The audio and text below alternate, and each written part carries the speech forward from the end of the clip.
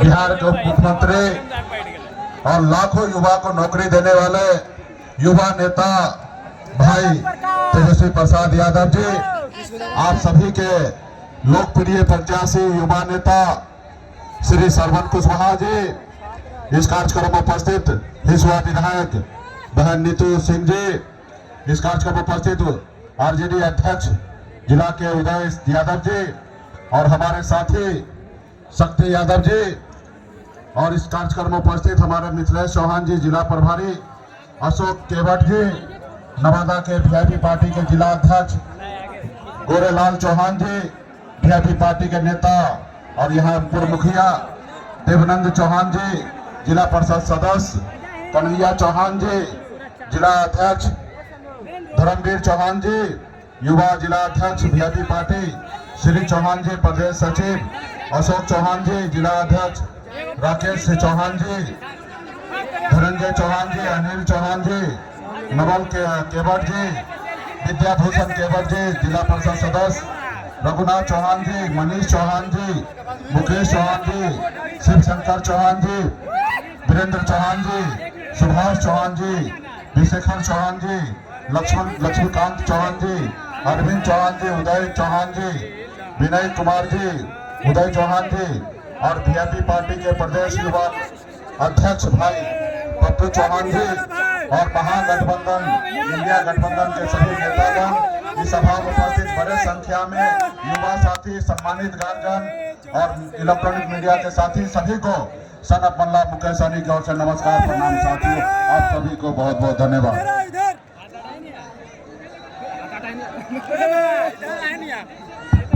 साथियों, ये जो चुनाव है, ये चुनाव कहने के लिए तो आम चुनाव है, लेकिन ये चुनाव जो है ये बहुत खास चुनाव है। साथियों, ये चुनाव, ये मान लीजिए, ये देश की आजादी की लड़ाई है। साथियों, देश की आजादी की लड़ाई है। जैसे कभी आपके पूर्वज, हमारे पूर्वज ने इस देश की आजादी दिलाने के लिए लड़ाई लड़ा था, पौने 200 साल लड़ाई लड़ा अंग्रेज से, तब जाके ये देश आजाद हुआ। और जब देश आजाद हुआ तो बाबा साहब भीमराव अंबेडकर ने हमें एक संविधान बना के दिया और इस देश में एक लोकतंत्र दिया जिसमें हर एक नागरिक सर उठा के जी सके। इसके लिए हमारा देश बना। साथियों, और ये देश बहुत ही अच्छे से, देश में भाईचारा के साथ, देश में आपसी भाईचारा के साथ ये हमारा देश बहुत आगे निकल रहा था। लेकिन इसी बीच में 2014 में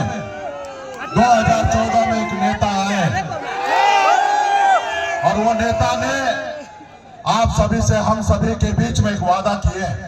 उन्होंने कहा कि हम आपके अच्छे दिन लाएंगे। हम लोगों को लगा शायद इससे अच्छा दिन आ जाएगा। उन्होंने कहा कि आप हम पे भरोसा करो और हमको देश का प्रधानमंत्री बनाओ और हर साल युवा को 2 करोड़ नौकरी देंगे। उस समय में देश के युवा बेरोजगार लग रहा था। उनको लगा कि हमें रोजगार मिलेगा, नौकरी मिलेगा, हम मोदी जी को लाते हैं।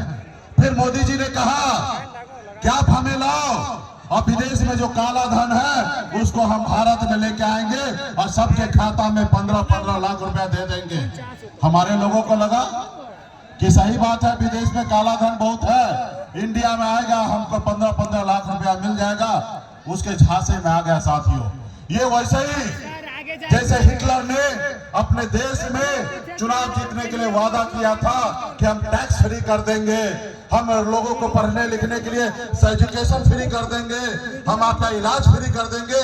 जितना झूठ हिटलर को बोलना था उन्होंने बोला था और सत्ता प्राप्त किया था।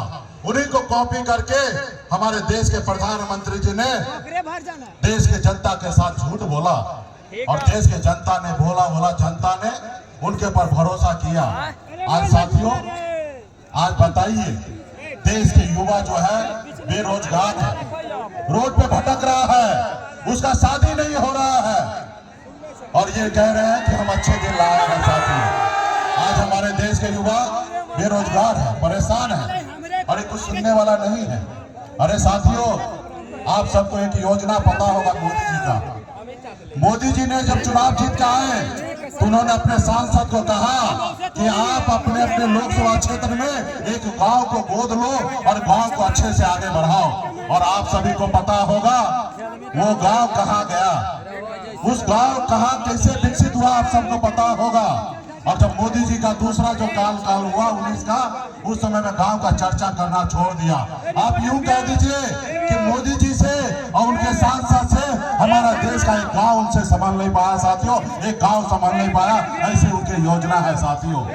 उसके बाद आप बताइए, इस देश में 75 साल की उम्र होने के बाद देश के जनता को कहता है कि हमको एक बार और मौका दीजिए।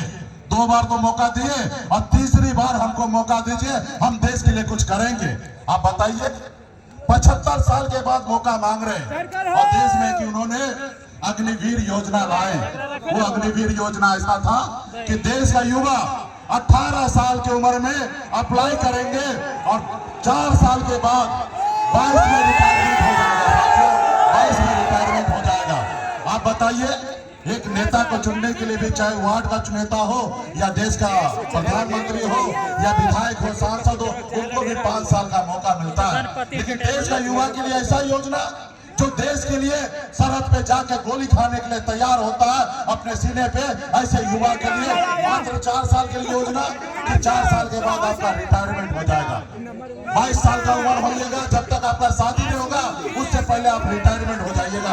आप बताइए, ये देश का धोखा है साथियों।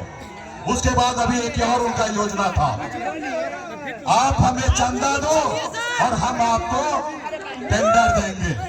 हम आपके इधर हम ईडी का, सीबीआई का नोटिस भेजेंगे और उसके डर से आप हमको चंदा दीजिएगा। ये एक धंधा बना लिया था साथियों। देश में हजारों पॉलिटिकल पार्टी है साथियों, कई हजार पॉलिटिकल पार्टी है, कई हजार पॉलिटिकल पार्टी एक तरफ और देश में अकेले मोदी जी का पार्टी भारतीय जनता पार्टी एक तरफ 6000 करोड़ रुपया से ज्यादा चंदा लिया साथियों। 6000 का चंदा लिया, 1000 करोड़ का। धन्य है हमारे सुप्रीम कोर्ट के महोदय, उन्होंने ही देश के जनता को आंख खोलने के लिए उस सारे पेपर को सार्वजनिक करवाया गया साथियों। तब आज आपको पता होगा, आज वो लोग कहते हैं हम सनातन धर्म है, हम हिंदू हैं, तो हम क्या है भाई, हम भी सनातन धर्म में जन्म लिए, हम भी हिंदू हैं। लेकिन आप जो पशु को काटते हैं, जो कुचर खाना है, वहां से 250 करोड़ रुपया का चंदा लिया और पशु को कत्ल करने वाला ऐसे पॉलिटिकल पार्टी है, वह है भाजपा साथियों। तो ये साथियों, ये भाजपा किसी का नहीं है, गरीब पिछड़ा दलित का नहीं है, ये सिर्फ अमीर लोगों के लिए, अडानी अंबानी के लिए है साथियों। आपको अगर बेहतर जिंदगी जीना चाहते हैं, आपका बच्चा अगर सर उठा के जीना चाहता है, तो इसके लिए आपको लड़ाई लड़ना पड़ेगा और मोदी जी को बदलना पड़ेगा साथियों। तब जाके समाज के साथ भाईचारा होगा। आज वो आते हैं, हमको सामाजिक न्याय को छोड़कर आज हमको लड़ाने का काम करते, हिंदू मुसलमान में लड़ाने का काम करते, जबकि हम सब भाई मिलकर हमारे पूर्वज इस देश का आजादी दिलाने के लिए खून पसीना बहाया और आज हमको लड़ाने का काम कर रहे हैं साथियों। इसलिए साथियों, इनके झांसा में नहीं आना है। आज मुझे देखिए, मैं एक गरीब परिवार में जन्म लिया, 18 साल की उम्र में अपने गांव परिवार को छोड़कर मुंबई जैसे शहर चला गया। हम ऐसे घर में जन्म लिए जहाँ एक रोज पिताजी मछली ना मारे तो दूसरे रोज घर पे खाना नहीं बनता, ऐसे गरीब परिवार में जन्म लिया। जब बॉम्बे गए, मेहनत किए, मजदूरी किए, 900 रुपया महीने पे नौकरी करता था, लेकिन अपने माता पिता और बिहार के लोगों के आशीर्वाद से मुंबई जैसे शहर में झंडा मैंने गाड़ दिया साथियों। उसके बाद बिहार में मैं आया तो मैंने देखा लोग चांद पे घर बनाने के लिए सोच रहा है, लेकिन हमारे लोगों के लिए इस धरती पर रहने के लिए घर नहीं है। हमने अपने हक अधिकार के लिए बिन दिलदार, नुनिया, मरा, चाहे तियर, बनपर, केवट, निषाद के सभी उपजाति के हक अधिकार के लिए हमने संघर्ष करना चालू किया। ऐशो आराम जिंदगी कर छोड़कर लड़ाई लड़ने के लिए आ गया। और अब लड़ाई लड़ते लड़ते 2020 में हमने पहली बार बिहार में 4 विधायक बनाया।